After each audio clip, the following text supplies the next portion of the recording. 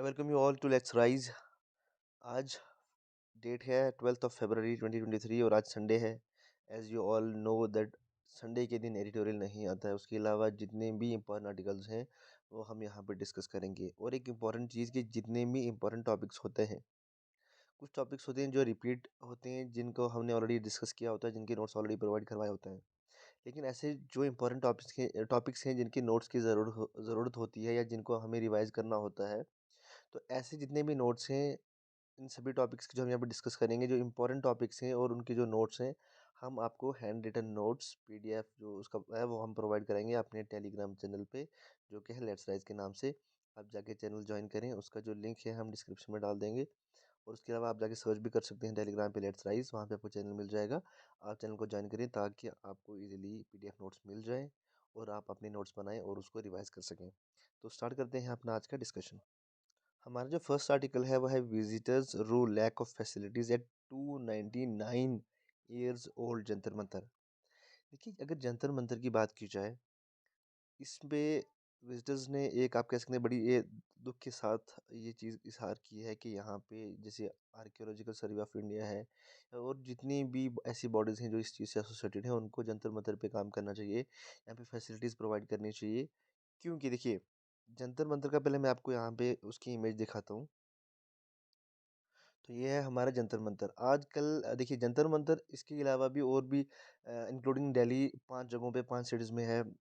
जैसे उज्जैन, जयपुर, वाराणसी, उसके बाद न्यू दिल्ली में ये है। तो सबसे जो फेमस है वो न्यू दिल्ली वाला है, ठीक है।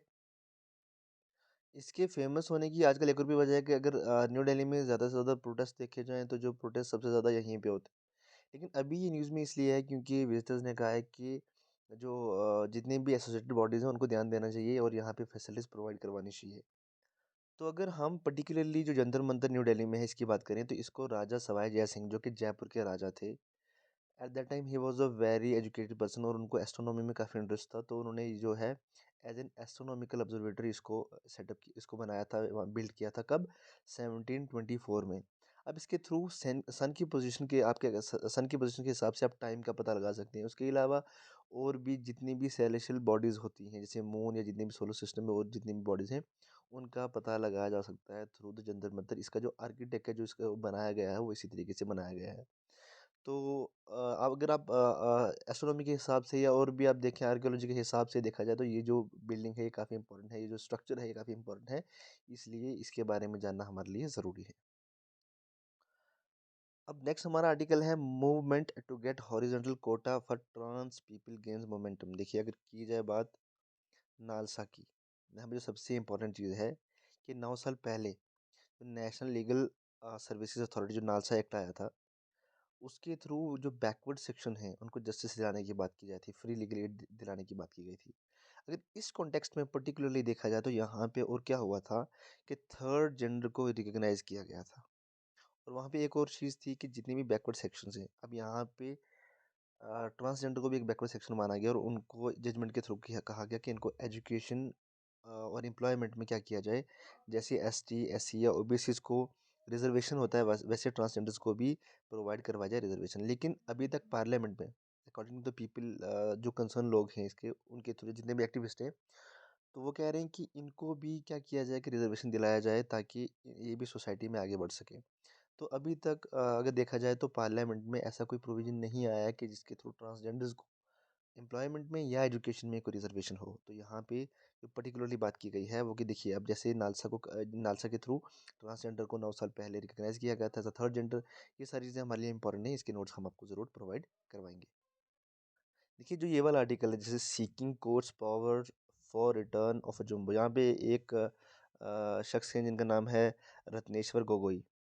वो चाहते हैं कि सुप्रीम कोर्ट अपना जो एक्स्ट्राऑर्डिनरी पावर है अंडर आर्टिकल 142, जो कि हमारा मुद्दा है इस टॉपिक को, जो मकसद है हमारे इस टॉपिक को डिस्कस करने का, वो है आर्टिकल 142। यहाँ पे एक्चुअली जो स्टोरी है वो ये है कि रोंगमाला नाम की एक एलिफेंट है, जिसको वो जो पर्टिकुलर गोगोई फैमिली है ये उनके पास थी। तो अथॉरिटीज़ ने क्या किया कि उसको डिटेन कर लिया, कहा कि ये इलीगली इसके थ्रू टिम्बर को क्या कर रहे हैं कि ट्रांसपोर्ट करते हैं टिम्बर इलीगली। लेकिन यहाँ पे जो हमारे काम की चीज़ है वो है आर्टिकल 142 ऑफ द कॉन्स्टिट्यूशन। देखिए, आर्टिकल 142 में सुप्रीम कोर्ट को एम्पावर किया गया है कि सुप्रीम कोर्ट, आप कह सकते हैं जैसे आपने मे बी जुडिशियल एक्टिविज्म पढ़ा होगा कि जहाँ पे सुप्रीम कोर्ट अपना एक्स्ट्राऑर्डिनरी पावर यूज़ करके क्या करता है कि एग्जीक्यूटिव और लेजिस्लेटिव बॉडी को उनको कहता है कि आप क्या करें। उनको एक टाइप से आप कह सकते हैं कि प्रेशराइज करता है कि ताकि सिटीजन्स को जस्टिस दिलाया जा सके।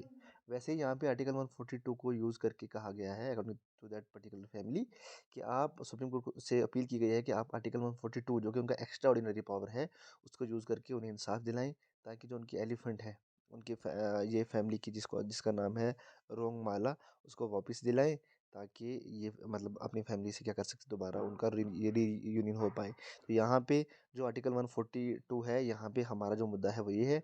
इसके नोट्स भी हम आपको टेलीग्राम पे प्रोवाइड करवाएंगे। हमारा आज का जो सबसे इम्पोर्टेंट टॉपिक है, देखिए जो टॉपिक है वो है why were the Turkey earthquake so deadly. देखिए, ये जो अर्थक्वेक है इसको one of the worst disaster ever माना जाता है। जितने आज तक जितने भी सबसे खतरनाक आप डिजास्टर कह सकते हो उनमें से एक ये है। अब इसकी वजह क्या है, अभी हम ये डिस्कस करेंगे। आपको मैप के थ्रू हमने पहले भी बताया था, अभी आज भी डिस्कस करेंगे जो टेक्टोनिक प्लेट्स के मूवमेंट की वजह से जो ऐसे सिस्मिक जो जितनी भी एक्टिविटीज़ होती हैं, या पर्टिकुलरली अर्थक्वेक के बारे में भी हम यहाँ पे बात करेंगे कि टर्की में या जो सीरिया में, जो टर्की में अभी इतना 7.8 मैग्नीट्यूड का जो अर्थक्वेक आया उसकी वजह से जो नुकसान हुआ वहाँ पे ऐसा क्यों हुआ, चलिए वो डिस्कस करते हैं। देखिए, जैसे आप सब जानते हैं कि रफली अगर देखा जाए कि जो अर्थ क्रस्ट है वो रफली 15 मैसिव जो सेगमेंटेड चंकी स्लैब्स हैं, जिनको हम क्या कहते हैं टेक्टोनिक प्लेट्स, उनसे मिलके बना है। जो क्या करते हैं कि कॉन्स्टेंटली मूव करते हैं, मोशन में रहते हैं, उनका मूवमेंट जो है बहुत कम होता है।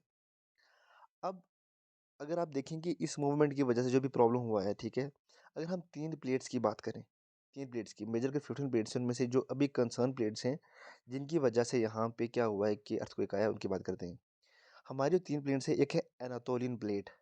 जो अनातोलियन प्लेट है वहाँ पे टर्की का अगर लोकेशन देखा जाए तो वहीं पे है, और साथ में ही सीरिया का है।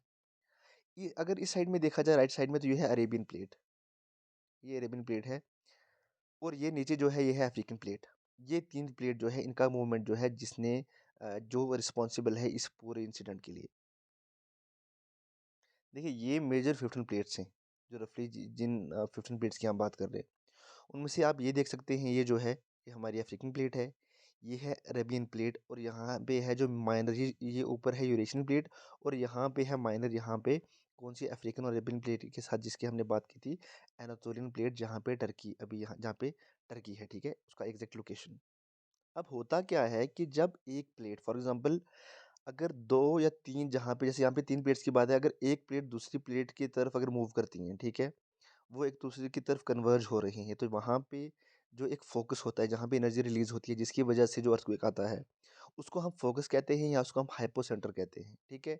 उसकी वजह से क्या होता है, एक फॉल्ट क्रिएट होता है, और जो हाइपोसेंटर का सबसे नज़दीकी पॉइंट होता है वो होता है एपिसेंटर। एपिसेंटर पे सबसे ज़्यादा नुकसान देखने को मिलता है। एपिसेंटर फोकस के अगर देखा जाए तो नियरेस्ट पॉइंट होता है। तो यहाँ पे, और जो ये एनर्जी है ये थ्रू ये आप कह सकते हैं कि ये सिस्मिक वेव्स, ये वेव्स में ट्रैवल करती है। तो इसका सबसे ज़्यादा नुकसान जो है वो एपिसेंटर पे देखने को मिलता है।